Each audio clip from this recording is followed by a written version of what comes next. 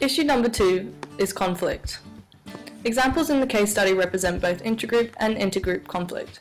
The conflict derives from inconsistent corporate culture and different perceived values.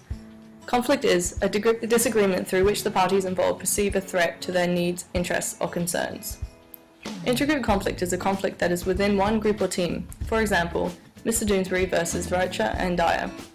Intergroup conflict is a conflict between different types of groups or teams, for example, corporate culture conflict.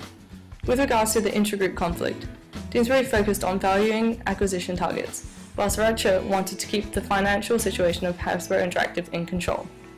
For intergroup conflict, there were both power issues and conflict with personality and emotions. The power issues created conflict between the leaders. Vercha criticized the previous management, declaring inflated costs and prices and overspending, as well as criticizing the structure of the company. This resulted in friction. The other was personality conflict. Miss Dyer seems to be more abrasive and not as well liked as Mr. Doonesbury, and similar to Vercha, had a more structural and less emotive approach. This makes her very firm and directive. Vercha and Dyer are both more task-orientated rather than relationship-orientated. Task-orientated focuses on the task at hand rather than the relationship with subordinates. Intergroup conflict involved implementing a different corporate culture. The conflict involved Miss Dyer and the employees, whereby her organizational values gave signs of negativity. There was a poor response from the employees with regards to Miss Dyer's approach of informing them of more realistic information and bringing it into full view. The culture issues included that Dyer did not fit in with the already determined organizational culture, and she took a more conservative approach. This created a more conservative culture and avoided risk-taking. She believed there was a need for a clear plan and direction, and company culture only promoted over-speculative ideas.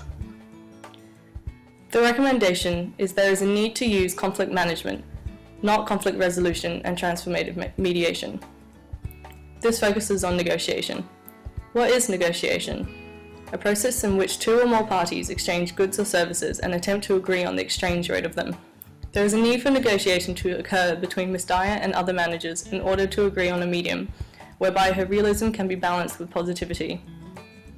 For negotiation, we will implement integrative bargaining, which is the negotiation that seeks one or more settlements that can create a win-win solution. Negotiation would involve an organized meeting between Doonesbury and Dyer to ensure that they come to an agreement in terms of goal setting. This requires group decision making, whereby one or more person come together in order to decide on a goal strategy or plan of action. This makes it less subjective. There is a need to come up with a mutual strategy and a long-term plan. Strategical alignment should find a balance between innovation, positivity, and realism and strategy. A consensus between Doonesbury, Vercha, and Dyer and amongst the leadership support group will help to define a more strategic understanding.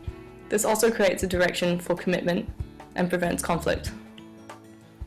This should then help to resolve the conflict between Dyer and employees, as the proposed strategy should have a trickling down effect, whereby Dyer becomes less abrasive and can implement her plans more appropriately. Managing the employees in a way that is more suitable and less discouraging for them. Implementing the proposed strategy gradually, so that the organizational change is less abrupt and more welcomed by the workers. Doonesbury should have a support unit of at least 2 strategic consultants, so that the strategy is less subjective, which should reduce conflict between the leaders and between leaders and employees. Created using Powtoon.